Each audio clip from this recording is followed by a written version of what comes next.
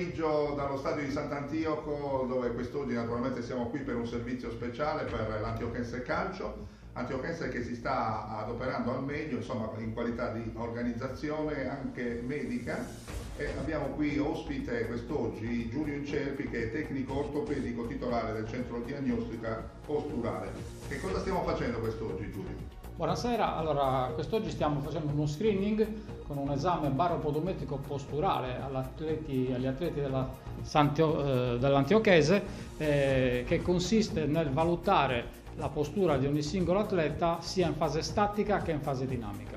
In breve andiamo ad analizzare quello che sono le ripartizioni del peso corporeo sull'appoggio e le ripartizioni dei tre baricentri. Unito a questo facciamo un esame stabilometrico che ci consente di capire se eventuali atteggiamenti posturali scorretti possono dipendere dall'appoggio o dalle parti alte, tipo una malocclusione o un problema sull'apparato uditivo.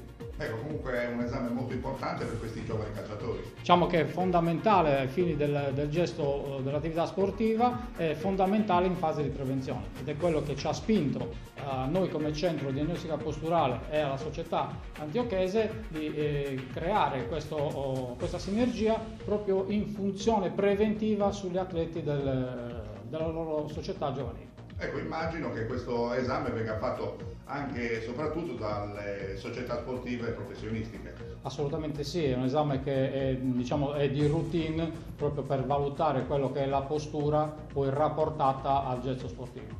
Benissimo, allora intanto auguriamo a Giulio Incerpi un buon lavoro e continueremo naturalmente a far vedere ancora gli esami di questi ragazzi. Grazie.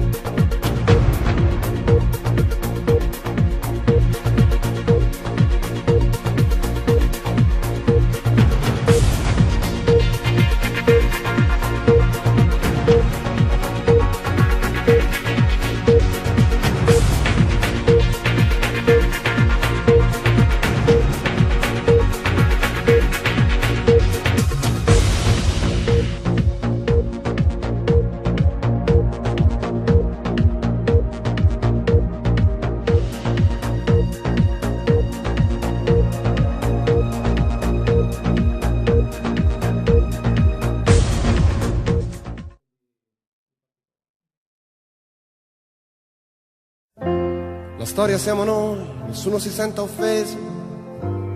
Siamo noi questo prato di aghi sotto il cielo. La storia siamo noi, attenzione, nessuno si senta escluso. La storia siamo noi. Siamo noi queste onde nel mare, questo rumore che rompe il silenzio, questo silenzio così duro da masticare. Poi ti dicono tutti sono uguali, tutti rubano nella stessa maniera. Ma è solo un modo per convincerti a restare chiuso dentro casa quando viene la sera. Però la storia non si ferma davvero davanti a un portone. La storia entra dentro le stanze, le brucia, la storia dà torto e dà ragione. La storia siamo noi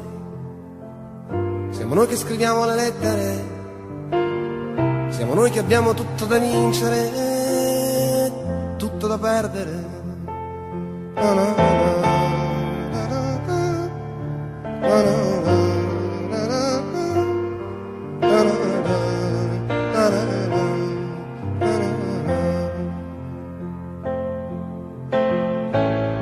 gente, perché è la gente che fa la storia, quando si tratta di scegliere di andare, che la ritrovi tutta con gli occhi aperti, che sanno benissimo cosa fare,